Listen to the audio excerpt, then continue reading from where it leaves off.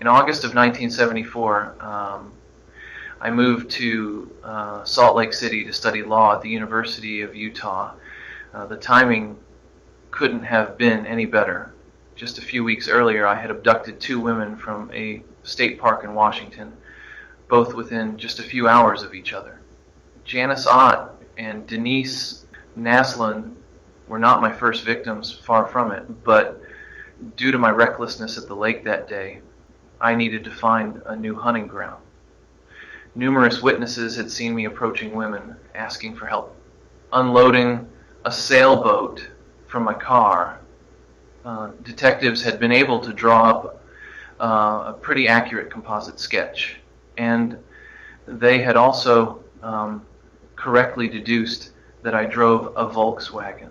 For some foolish reason, I had introduced myself as Ted to several people, something that the cops had also learned. So they now had a name to go with the face. Moving to Utah was a chance to reinvent myself. I could have knuckled down and hit the books. But after attending a few lectures, I came to the conclusion that all of my fellow students were much, much brighter than I was. The classes went over my head. I might as well not have been there. So I just stopped going altogether.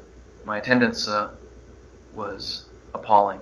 And it wasn't long before I slipped back into old habits. By October, I'd abducted and killed 4 women. It wouldn't be long before Utah police made a connection between the murders in Washington and the murders that were now plaguing their jurisdiction.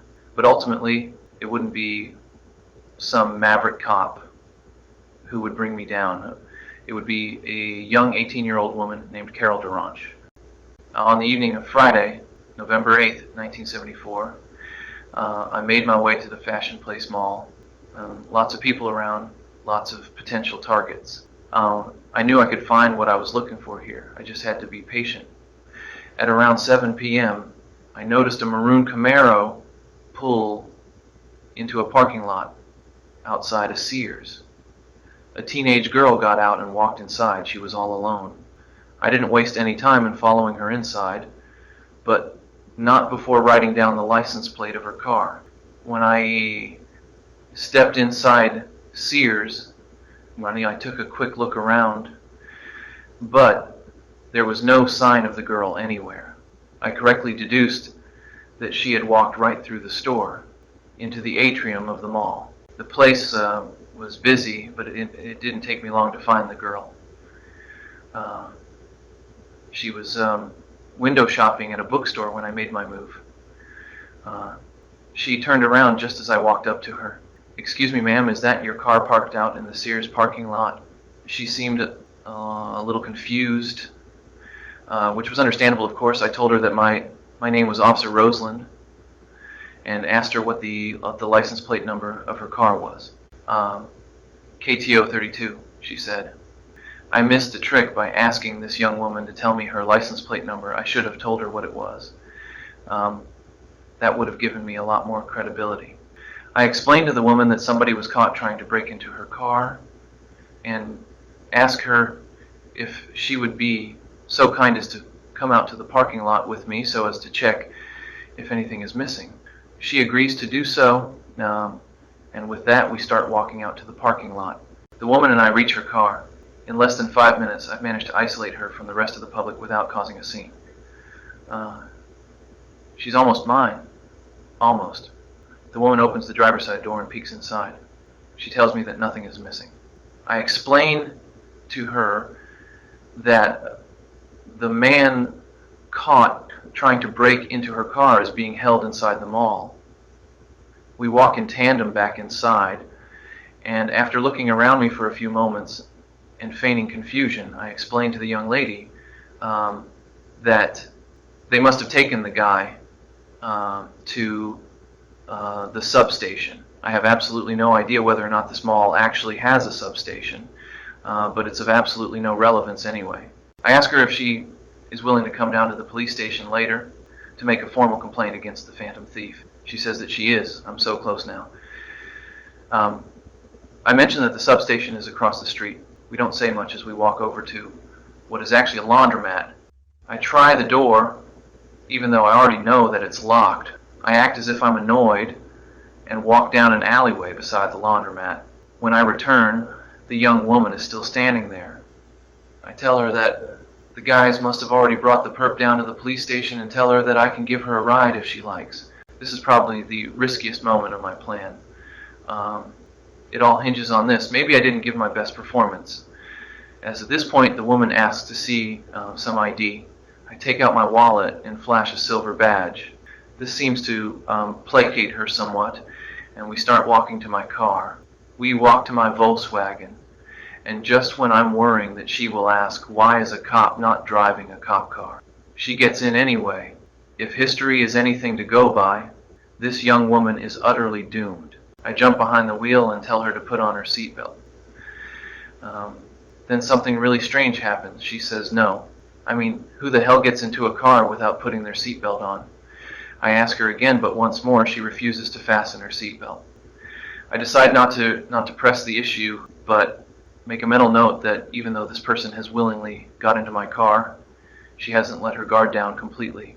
We drive along in silence for a while. Sooner or later, this woman is going to realize that I'm not driving in the direction of the police station. I figure that it's best she realized that while wearing handcuffs. I bring the car to a halt and make my move. I slap a cuff on the woman. Panic flashes across her face. She asks me what I am doing. I say nothing, and the next thing I know, we are fighting and wrestling with each other. The woman is scared, that much is obvious, but it's as if her overriding emotion at this moment in time is anger. I'm not used to this.